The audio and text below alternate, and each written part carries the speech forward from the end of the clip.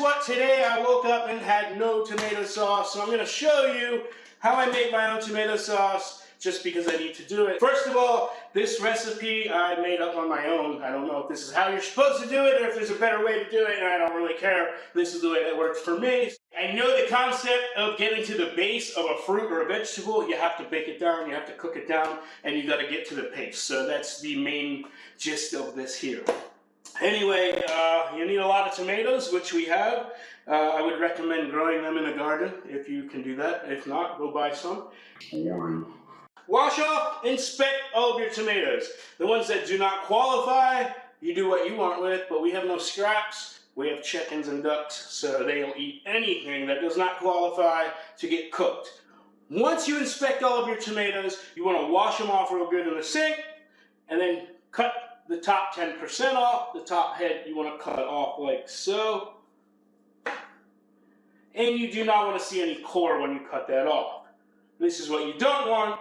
This one I did not cut deep enough. The reason we inspect them is because of things like this. As you see, a worm got in there. This tomato here is not quite ripe yet, so we're going to let it sit in the sun. If you ever have a tomato that falls off the vine too early, just let it sit out for a few days. It will turn red. The next thing you're going to want to do is cut your tomato into small pieces because it's about to go into a blender. Nothing too specific on the pieces or the sizes. You just want to make sure you can fit as much as possible into here. Once you're all chopped up and you got them in here, assemble your blender and grind.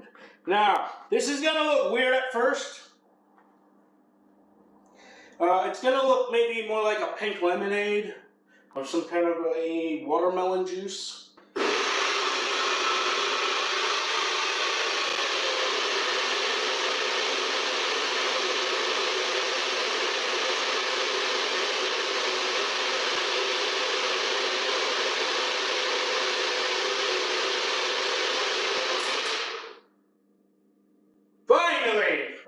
That's the consistency you're looking for, and you want to let it run as long as possible to break down all the pieces in here, the pieces of tomato, the seeds. You want to grind it all up and liquefy it as much as humanly possible as you can.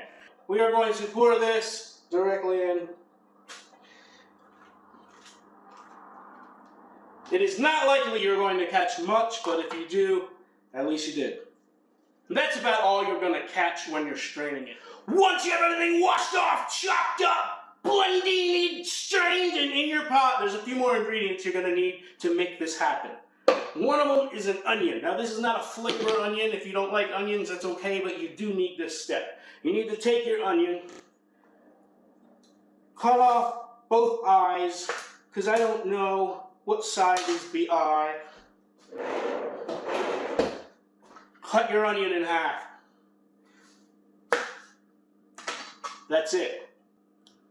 Your onion is going to help bring your paste to a more solid form once it starts boiling down. You can always come back and add more onions for flavor or whatever you want, but this onion is going to get removed before our final product. And a few more basic ingredients you're going to want to add to help keep flavor, keep the boil going at an even pace, and cook a few of these ingredients in with your paste. We're going to start with salt. I'm only staying with 1/4 teaspoon. Even though 2 of these 1/4 each should be half.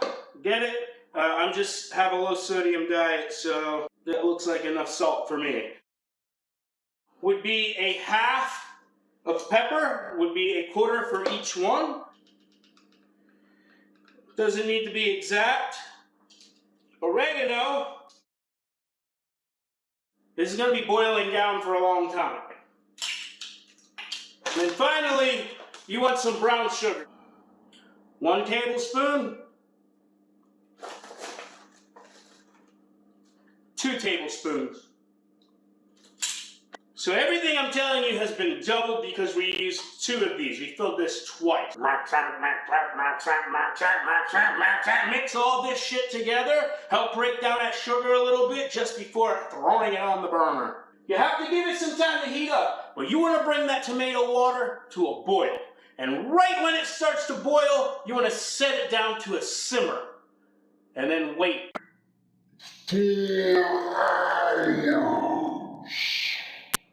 As you see, we've just brought this to a boil, so we want to stir it up and turn it down. We're going to go from tomato water to tomato juice, from tomato juice to tomato soup, from tomato soup to tomato sauce, which is what we're looking for. But if you let your tomato sauce turn into tomato paste, if you want to keep on cooking, tomato paste will turn into a burnt pile of fucking shit. So it's right just about 2:30, and we're going to come back here at right just about 6:30 and check on this. Now, you don't have to check on it every 10 minutes and keep stirring it, but once you start getting it into the thicker stages, it isn't a bad idea to come and check it out every now and then and give it a stir, but you do not need to leave your eye on it. Leave my eye on it? Well, it's right about that time. We're going to check things out and show you what you need to do to finish the best sauce you ever made for yourself. So there's a few more things you're going to want to add, especially if you want any flavor. Now is the time to do that. Minced garlic. This one I haven't even opened up yet.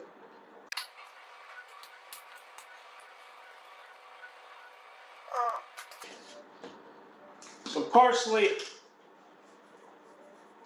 Some Italian seasoning. Bang, bang, bang. And last but not least, while it's still hot, I like to add some parm cheese. I add that in for a little flavor. If you want onion, chop up some onion, throw some onion powder in there. If you want a little spicy, add your spices, do your thing. Now is the time to do your thing. It is hot. It's at its hottest point before it's going to finally cool off. Now you may want to use a whisk to go in and get those onions out because they are cooked now and they will be hard to fish out with a spoon. So if you want to use a whisk, you can get it in there and peel them onions out. They will flop over your whisk.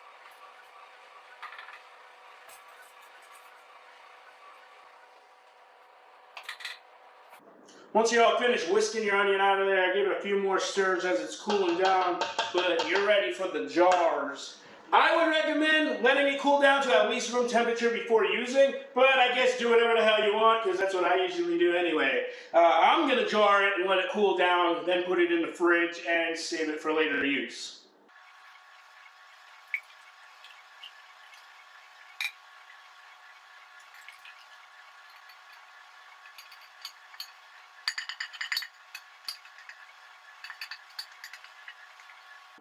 Well, it looks like I reached my goal of 2 jars.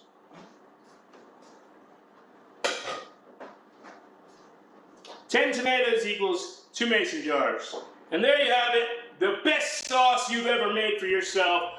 Try it, good luck. If not, oh well. Thanks for hanging out. If you're still here with me, Friday, October 17th, I'll be dropping my new song, Every Day is Halloween. So stay alert for that. Peace.